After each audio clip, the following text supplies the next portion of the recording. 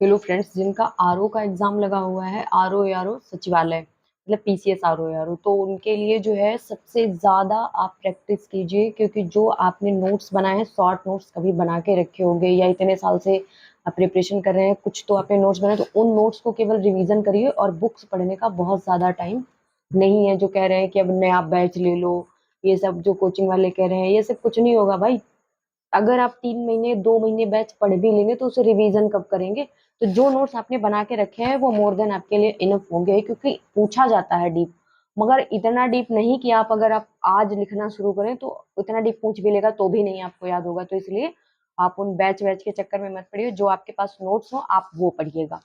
और प्लस आप सारी घटना चक्र, ये मेरा फ्रंट कैमरे से आपको उल्टा दिख रहा होगा, इस तरीके की पूरी घटना चक्र है, उसको आप सारी घटना चक्र कम से कम 4 घटना चक्र, जो कि हिस्ट्री है, आपकी जियोग्राफी है, और साइंस है, और आपका इन्वायरमेंट और पॉलिटी, 5 इनमें से आप स्किप कर सकते हैं। जैसे कि बहुत ऐसे बच्चे होते हैं जो आर्ट वाले होते हैं, जिनके पास साइंस नहीं होता, उन्हें पढ़ने में भी बहुत दिक्कत होती है, उन्हें याद भी नहीं होते हैं सारे, जैसे फिजिक्स केमिस्ट्री, तो आप उस सब्जेक्ट को छोड़ दो, साइंस छोड़ो, साइंस में केवल बायो उठा लीजिए आप।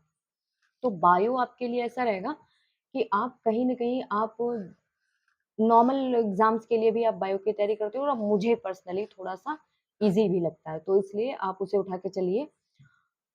आप साइंस का बाकी जो फिजिक्स और पैटर्न है, फिजिक्स और केमिस्ट्री वाला, उसको आप जो है स्किप कर सकते हैं, लेकिन बाकी पूरा का पूरा उठाइए। और इकोनॉमिक्स एक्स्ट्रा पढ़ने की जरूरत नहीं है। अगर आपने बजट पढ़ा है तो ज्यादा से ज्यादा करंट के क्वेश्चन पूछे जाते हैं इकोनॉमिक्स में, तो इकोनॉमिक्स का कोई विशेष बुक या उठाने की वो जरूरत नहीं है, कि अगर आपने नहीं पढ़ा है आज तक तो।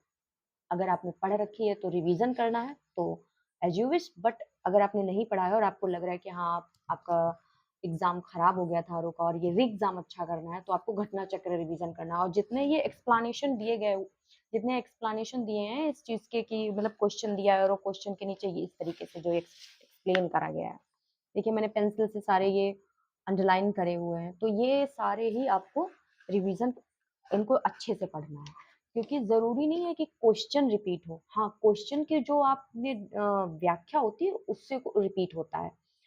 तो इस तरीके से आपको सारे घटना चक्र पढ़ने हैं। और हिंदी के लिए आपको सिर्फ एक नालंदा पढ़नी है, नालंदा मोर देन इनफ है, क्योंकि हर एक वर्ड के बहुत सारे वोकैब हैं उसमें।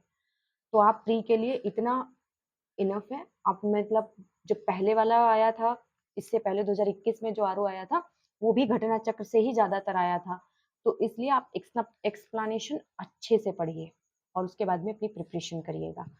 ठीक है, सारे घटना चक्र पढ़ लीजिए। और मेरा भी पीसीएस लगा हुआ है प्री, और आरओ भी लगा है, तो इसलिए अगर आप घटना चक्र पढ़ते हो तो आप पीसीएस प्री भी दे सकते हैं, आरओ भी दे सकते हैं, क्योंकि आरओ और पीसीएस प्री का सेम पैटर्न रहता है। प्री बिल्कुल आरओ प्री की ही तरह होता है, बस हिंदी एक्स्ट्रा होती है। तो इधर आपका सीसेट एक्स्ट्रा होता है। ठीक है, तो आपका प्री का जो है जीएस आपको बिल्कुल अलग से नहीं पढ़ना है। और ये 2-3 महीने के बैच से तो बिल्कुल फ्री रहिए, क्योंकि अगर 2-3 महीने का बैच ले भी लोगे और वो 6 घंटे, अगर आपकी 8 घंटे क्लास चलाएंगे, तो आपका माइंड कितना अडॉप्ट कर पाएगा किसी चीज को, ये आपको खुद पता है। 6 घंटे की ऑनलाइन क्लास लेने के बाद कोई इंसान उसे 8 घंटे रिवीजन नहीं कर सकता है। और फिर आपको 6 घंटे की क्लास में लिखना भी है, वो ऑटोमेटिकली क्या क्लास आपकी 8 घंटे हो जाएगी। तो इसलिए ये 100 डेज का बैच, ये फलाना है ढिमकाना, इसके चक्कर में मत पड़िए। जो पढ़ा है वो मोर देन इनफ है। अपने ऊपर कॉन्फिडेंस रखिए, ज्यादा से ज्यादा क्वेश्चन लगाइए, रिवीजन करिए, प्रीवियस ईयर लगाइए। और मैंने खुद एक प्रीवियस ईयर लिया है आरओ का, जो मैं आपको नेक्स्ट वीडियो में दिखाऊंगी। और प्लीज सपोर्ट।